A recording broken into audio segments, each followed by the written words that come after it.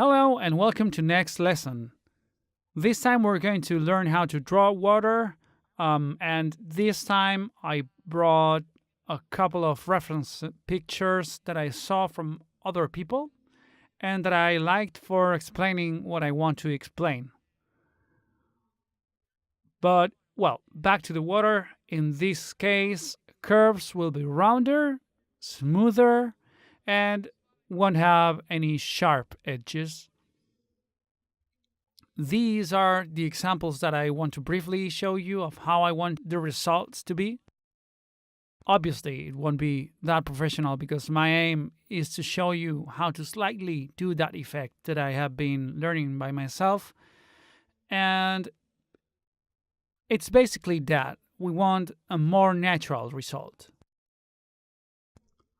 I'd like to keep practicing it a bit more because I see that the results at the end of the course are very good. You'll see that at the end of this lesson.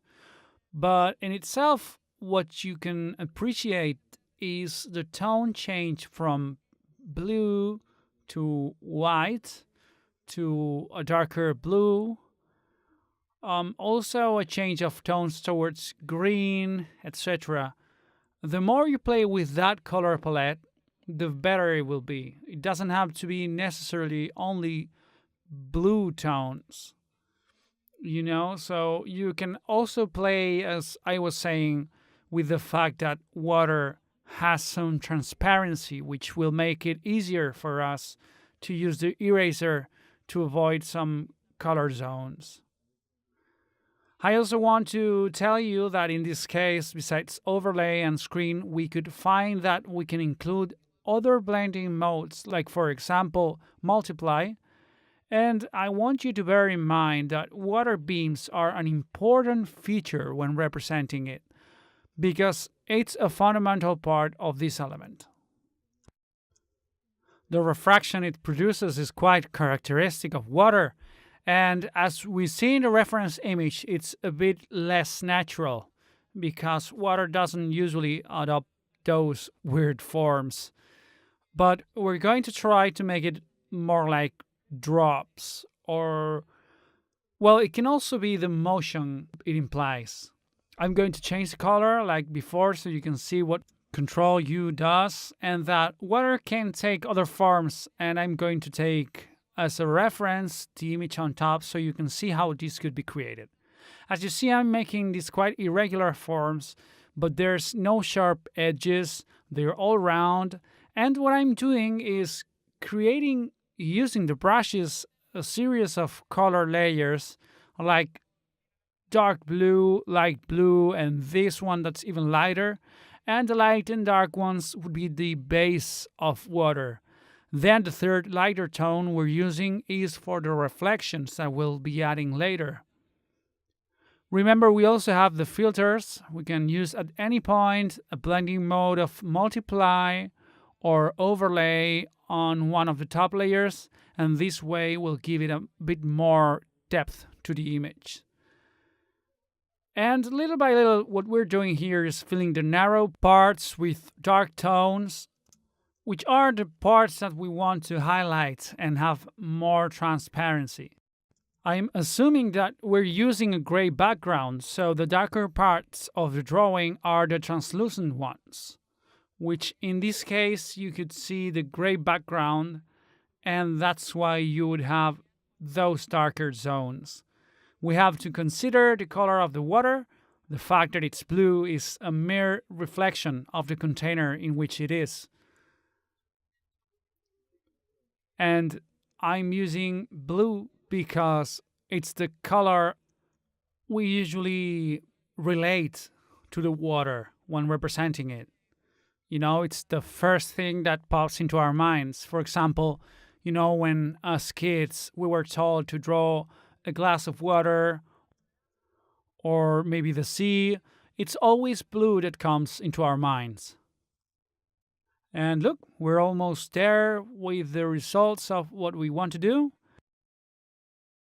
Add the white reflections you see fit, which helps when trying to give that light and almost magical effect. You can also use overlay and such, or the eraser with diffused edges in order to add more realism. I'm going to do like last lesson, but this time I'm going to draw a hand that's going into the water in order for you to see how you can apply what we learned. And I'm going to make some kind of transparent container or bowl in which you can see the water inside it and the water that would be splashing the hand, or like the hand getting out of the water, basically. So we have the hand here already. So what I'm going to do is use the eyedropper to help me take the colors I have already chosen. And I'm going to apply it to the parts of the bowl I want to have color. Like we've done before, we're going to make some blue random stains with some lighter and darker tones. And we're going to be modifying certain parameters of the blending modes. And well, now it's a matter of using a flat brush to give a bit more of stains, like if they were the little veins of a leaf that you can see reflected on sunlight, kind of like roots that extend on the water. And this way, we can take them as a reference to see how we can try to help with that reflection.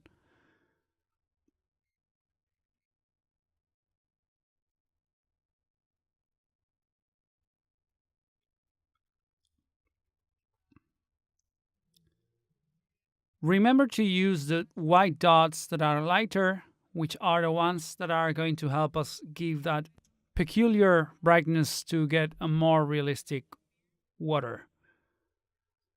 Since we're drawing a hand that's getting off the water, what I did was draw some kind of blue strips that fall from the top of the hand, and that helps represent that the hand was in the water and now it's getting off of it and the water slips down.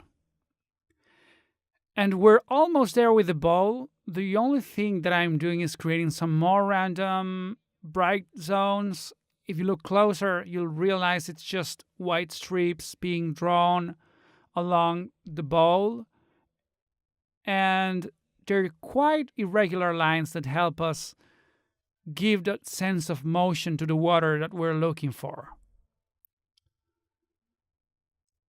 I'm going to put some more layers of overlay and screen, and this way I'll give it a more bright effect, like more impact.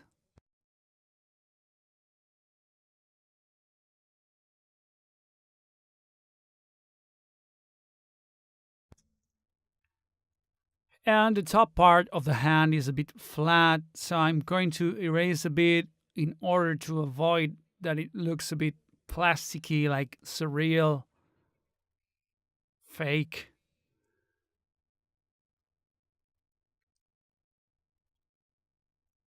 I'll take advantage of this reflection that the filter left. It looks like the water is glowing with its own light from the top.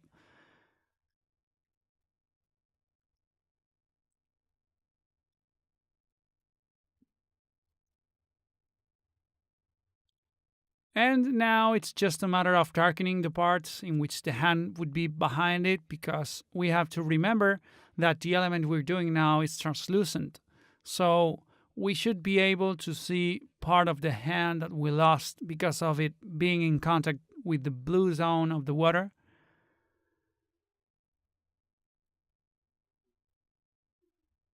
And that's pretty much it. Just adding some more details. I'm going to improve the bowl that I was telling you about. I'm going to select it and erase the unselected zone.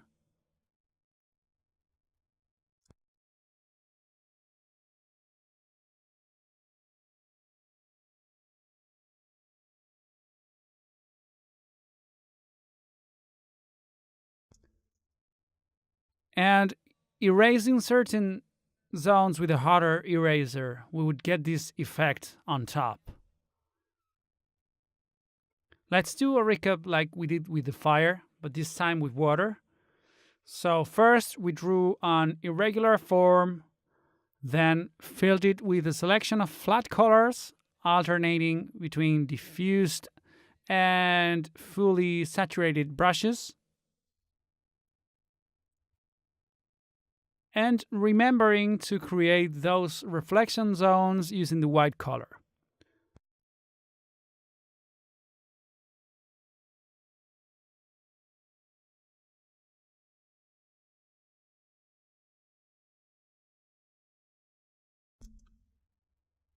Remember that you can use the colors that you want, but in case of blue, you can use different tones of blue that don't necessarily have to be the same color palette.